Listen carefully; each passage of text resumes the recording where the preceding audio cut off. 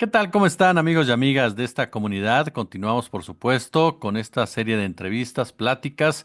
El espacio está abierto a todas, a todos quienes quieran platicar desde el mismo sobre sus aspiraciones en el Poder Judicial, en el arranque ya oficial de esta elección inédita, histórica para nuestro país, y de ahí la necesidad, la trascendencia de que todos participemos activamente en la misma. Ya platicábamos con diversos personajes, diversos nombres, diversos eh, ministros, magistrados, jueces, aspirantes y demás. Vamos ahora con Raimundo Espinosa, quien aspira a la Suprema Corte de Justicia de la Nación y a quien, por supuesto, saludo con muchísimo gusto. Raimundo, ¿cómo estás? Bien, Jesús, muy buenas tardes. Pues muy contento y agradecido por la oportunidad de platicar contigo. No, hombre, los contentos somos nosotros, querido Raimundo. Oye, a ver, pues te voy a hacer las mismas preguntas o Dime. algunas similares. Sobre todo con la intención de que la gente los conozca. ¿Por qué a Raimundo Espinosa le interesa estar en la Suprema Corte de Justicia? ¿Por qué Raimundo Espinosa considera que tiene que estar en esta Suprema Corte de Justicia?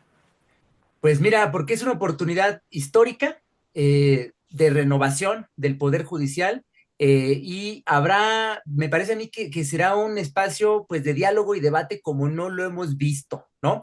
Y un momento para revisar pues criterios que se han mantenido por muchos años, metodologías que han, pues que permanecen, que siguen utilizándose, para revisar pues también contenidos de sentencia que han marcado el rumbo del trabajo judicial en las últimas décadas de nuestro país y que pues todas ellas pues están enmarcadas dentro de lo que yo he llamado la cultura jurídica heredada del neoliberalismo. Entonces es muy importante que revisemos todo eso, criterios, metodologías, antecedentes y que reconstruyamos la dimensión, digamos, jurídica judicial de nuestro país y el lugar específico donde eso se puede hacer y con una gran proyección, pues es por supuesto la Suprema Corte de Justicia de la Nación. Me parece que es una labor importantísima y es algo en lo que yo podría, pues, contribuir junto con los demás colegas que también estarán, que están participando ahora y que, bueno, quienes estén ocupando en su momento los cargos en la Suprema Corte de Justicia, es una tarea que me parece que en la que todos estamos comprometidos.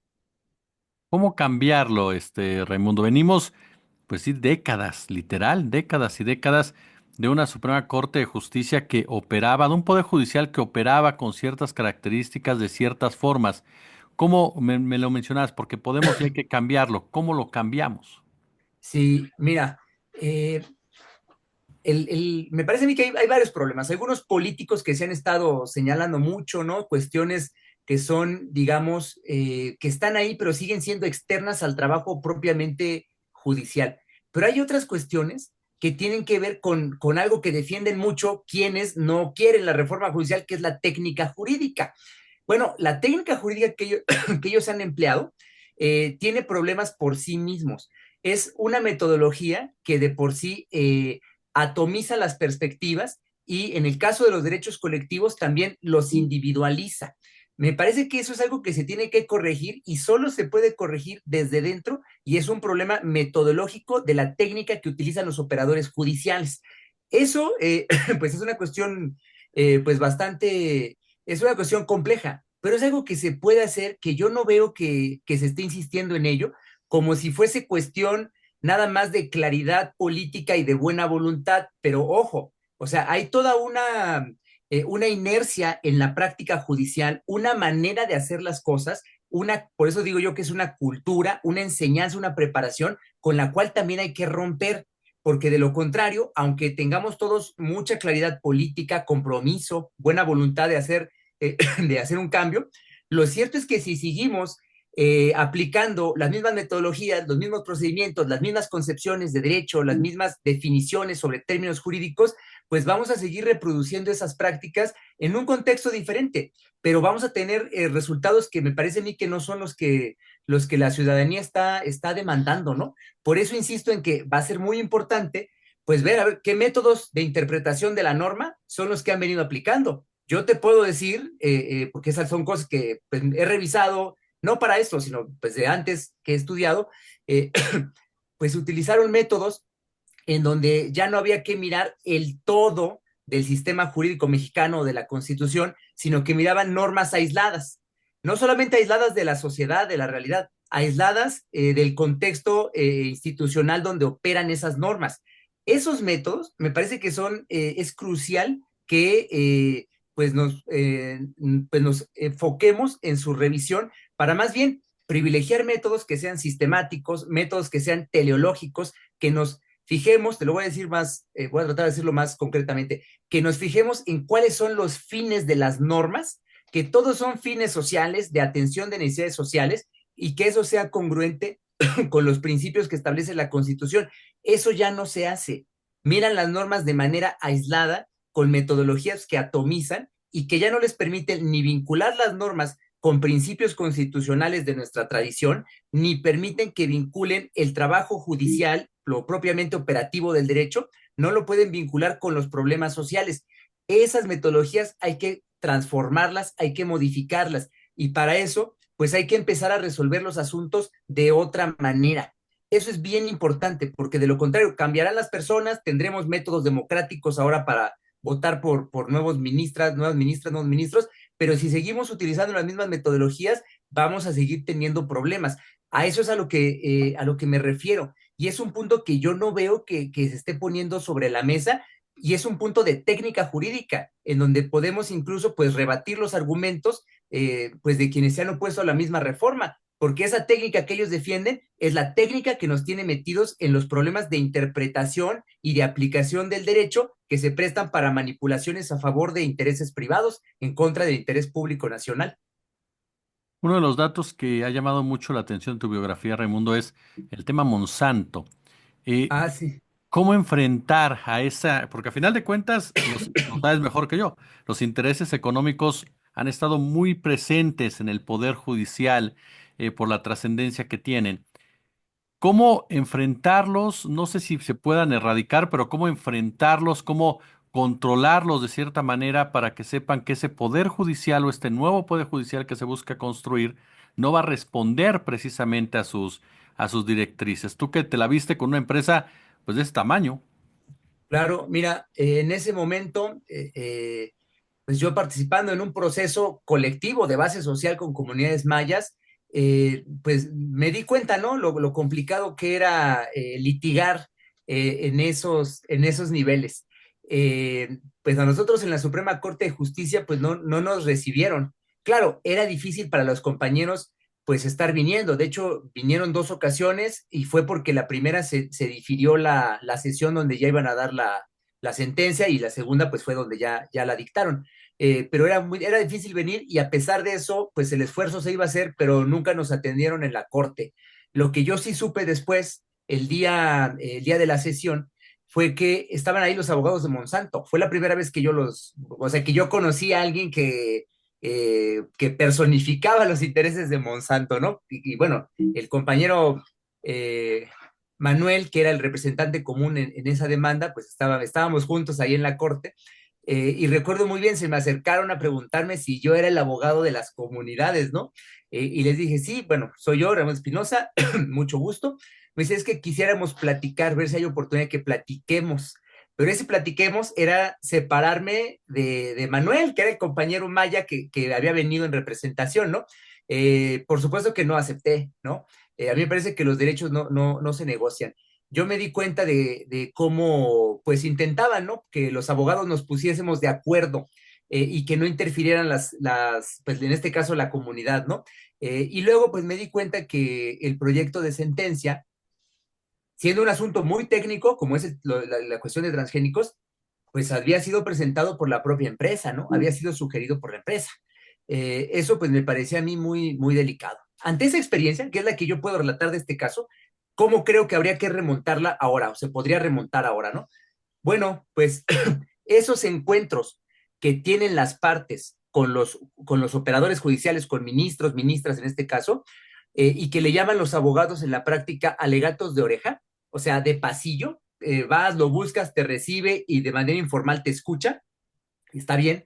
Bueno, pues ¿por qué no los hacemos públicos? O sea, por qué no se lleva el registro de ese tipo de reuniones? ¿Por qué no se transparenta? Quizá no la reunión en vivo, pero sí que se diga que hubo una reunión y de qué puntos son los que se trataron. En fin, de qué manera, yo creo que es importante buscar una manera en la que se pueda transparentar más estas reuniones y estos alegatos de oreja que se llevan a cabo en la práctica cotidiana del derecho, pero en este nivel, en estos casos, pues todavía con más razón. Yo creo que eso ayudaría a transparentar y a evitar, bueno, a ver, si alguien quiere sugerir alguna cuestión o quiere influir de una manera que no está justificada, que no es legítima en el proceso, pues nos podríamos dar cuenta. Pero eso es algo que el día de hoy no sabemos. Nosotros nos conocemos las audiencias y las actuaciones oficiales, pero no conocemos todo lo que sucede pues en los despachos de los ministros, a qué personas reciben y para qué temas lo reciben. Y luego, en estos asuntos tan importantes, pues no sabemos de qué hablan, ni si llegan a acuerdos o no, o si solamente los escuchan y los otros presentan el caso. Yo creo que habría que transparentar esta dimensión del trabajo judicial porque nos haría muy bien a todos y le daría pues una credibilidad a los juzgadores pues que han perdido. Yo eso, por ejemplo, eso sugeriría y es una cosa bien, pues bien concreta que mira, ya quiero ver quién se va a animar entonces a estar buscando a cada rato a los ministros para tratar pues de convencerlos, ¿no? De que ellos tienen la razón. Ahora que todos nos vamos a enterar qué está sucediendo y en qué consistieron esas reuniones. Claro. Oye, y por ejemplo, una conformación de la Suprema Corte de Justicia, se espera por toda la votación que ha habido, por los comentarios, que haya, a final de cuentas, si no una militancia, una simpatía política en un momento dado, si se quiere por la izquierda, si se quiere por la derecha y demás. ¿Cómo logramos que esa Suprema Corte de Justicia en tu papel en particular, aun cuando tengas esa simpatía o o esa ideología política, no afecte, no se partidice en un momento dado y se mantenga esa, ahora sí, existe esa, ahora sí, esa separación de poderes con el legislativo y el ejecutivo que están en este momento con un dominio por parte de un movimiento como es el de la Cuarta Transformación? Claro, mira, yo creo que lo que tendrían que hacer, en mi caso y todos, siendo el caso que fuésemos electos miembros de la Suprema Corte de Justicia, pues no es otra cosa que cumplir con la Constitución y te voy a decir por qué lo planteo así. No es el principio de legalidad al que han estado apelando quienes están en contra de de la reforma judicial, sino más bien yo a lo que apelo es al artículo 39 de la Constitución, porque es muy claro y no es una cuestión de cuál es tu preferencia política, cuál es la del compañero, la del colega. No, no, no, no es eso. El artículo 39 dice que la soberanía nacional reside esencial y originariamente en el pueblo. Y esta es la parte que quiero destacar. Todo poder público dimana del pueblo y se instituye para beneficio de este. Ese mandato es el que no se cumple. Si cumplimos la Constitución y realmente la Suprema Corte de Justicia es una institución garante de nuestra Constitución, de nuestras instituciones, del Estado de Derecho, del Estado Social de Derecho que es México, bueno, yo creo que no hay ninguna duda. Y es algo, pues, que parece muy sencillo, pero yo veo que ha sido muy complicado en los últimos años para la Suprema Corte de Justicia, porque ha operado, pues, no para, ha ejercido sus competencias, no para beneficiar al pueblo de México, que es el titular de la soberanía, sino más bien para satisfacer una multiplicidad de intereses privados que en muchas ocasiones pues no sabemos, ¿no? Ni quiénes son, ni para quiénes trabajan, pues los ministros, las ministras, que también son servidores públicos. Y en este punto que dio Raimundo, ¿qué esperas de este proceso? Estamos en un proceso nuevo para todos, incluso para los medios de comunicación. ¿Qué esperas de este proceso y qué esperas de la ciudadanía? Pues mira, yo creo que hay que ser completamente congruentes, ¿no? Yo pienso que los protagonistas del proceso que implica la campaña, el votar e incluso estar ahí en esta transformación de la función judicial en México, los protagonistas pues son las y los ciudadanos, ¿no? Es el propio pueblo de México. Cuando lo piensas así, lo que es con lo congruente, me parece a mí, pues es más bien propiciar que ellos se apropien del mismo proceso, de la campaña, no solamente del momento donde votan, sino apropiarse de la campaña y apropiarse del proceso de transformación, que sepan que el sujeto social, político detrás, pues es el propio pueblo, o sea, quienes estamos participando, pues pues yo me siento pueblo, ¿no? O sea, yo me siento parte del pueblo y parte de esta transformación. No creo que sea yo un agente, pues, especial y distinto, claro, en un rol que te da la posibilidad de impulsarlo con con una serie de atribuciones y demás, pero siendo parte de este proceso mismo de transformación, donde los protagonistas pues son las y los ciudadanos. En este sentido, pues me parece a mí que, por ejemplo, en el caso de las campañas, ¿no? Pues yo creo que lo que tenemos que hacer es escuchar, o sea, escuchar a la gente, ¿no? Y saber pues sus testimonios sobre la justicia y la injusticia, cuáles son sus quejas, cuáles son sus necesidades, cuáles son las propuestas que tienen, en vez de pues seguir los cánones de la política electoral tradicional, en donde va un candidato y empieza pues a hablar de un montón de cosas y a decir cómo le va a hacer él según sus propias ideas y tirar línea, ¿no? Como se dice a la gente. Yo creo que hay que escuchar, porque de esa manera y propiciar, ser facilitadores de este proceso de apropiación de la campaña y de la transformación de la función judicial, más que ir a presentarnos como expertos en derecho, que lo sabemos todos, no, yo creo que hay que tener mayor humildad y escuchar a la gente en sus necesidades y a partir de ahí, entonces sí, en nosotros como gente que ha estudiado derecho, que tiene alguna experiencia y algún conocimiento sobre los problemas del país,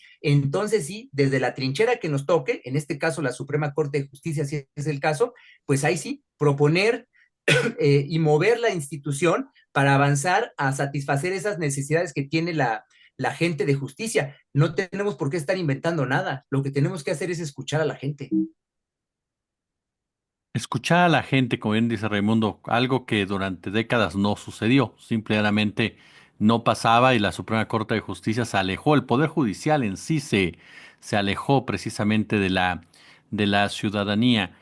¿Basta con esta reforma judicial para alcanzar un sistema de justicia mucho más social?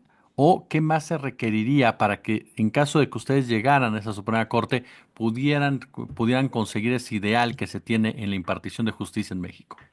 Claro, mira, no basta. Me parece que es un primer paso importantísimo por el tema de la democratización del Poder Judicial, ¿no? El voto popular y directo pues es una innovación que realmente movió el tapete a todos aquí en México y en el mundo, pues nos están viendo, ¿no? En este proceso, importantísimo. O sea, lograr que una institución pública recobre su carácter público, porque más bien actuaba como ajena a la sociedad y como si fuese un poder privado, recuperar ese carácter público a través de su democratización me parece fundamental, ¿no? Es algo que pues hay que reconocer y yo creo que debemos estar contentos porque el pueblo de México avanza en la conquista de instituciones que son de él, pero que lamentablemente tenemos que llevar hacia adelante procesos porque ha habido una separación entre el orden institucional, en este caso el Poder Judicial, y el pueblo de México, sus necesidades y sus intereses, ¿no?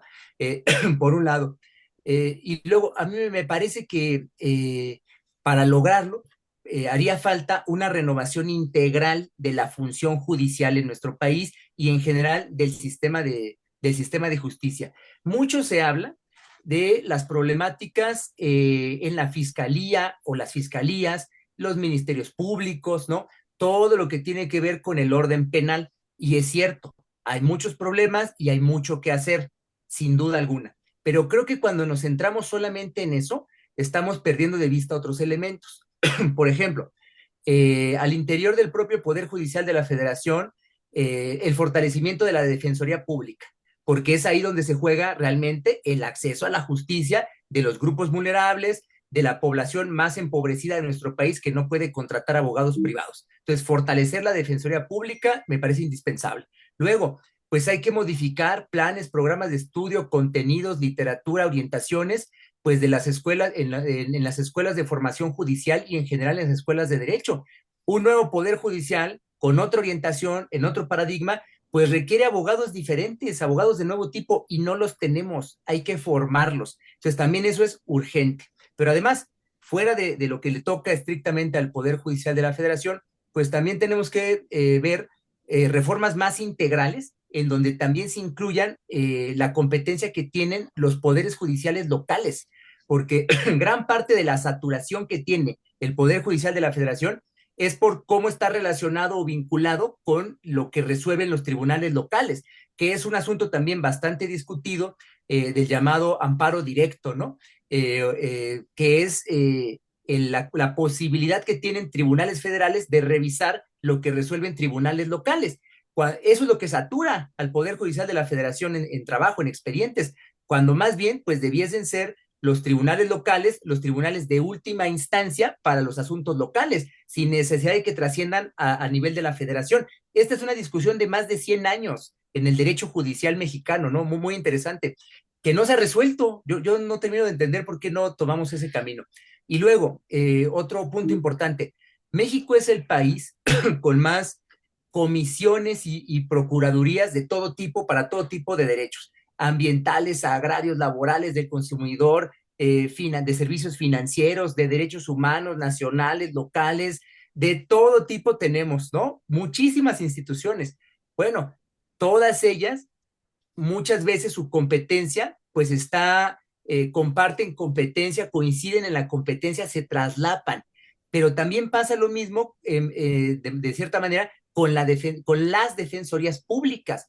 Yo creo que ahí también tenemos mucho que hacer en lo que llaman el sistema no jurisdiccional de protección de derechos humanos, que son estas comisiones y procuradurías. Yo creo que hay muchísimo que hacer para eficientar su trabajo, para mejor repartir las atribuciones y garantizar mejor pues derechos humanos, y eso podría ayudarnos a que no llegaran tantos asuntos al Poder Judicial de la Federación, y si fortalecemos la Defensoría Pública, pues muchos de esos asuntos no tendrían que terminar en la Suprema Corte de Justicia, porque lo que sucede es que la gente se mete en problemas y se complica porque no tienen buena atención jurídica y a veces no tienen ni siquiera abogados. Por eso, pues gente sin recursos, gente con mucha necesidad y que pues no son malas personas cometiendo delitos, pues terminan embrolladas en situaciones muy complejas que ya avanzadas es muy difícil resolver.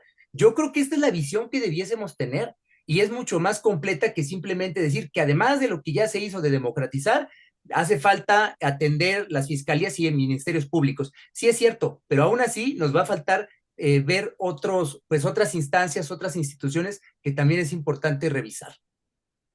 Raimundo Espinosa, yo te agradezco muchísimo, de verdad, estos minutos. ¿Qué número de candidato eres? Perdóname. Soy el número 42 en la boleta morada. Perfectamente, pues el mejor de los éxitos y te estaremos molestando durante todo este proceso. Al contrario, es un gusto para mí, Jesús. Yo te agradezco mucho la oportunidad y bueno, a tus órdenes. Muchas gracias.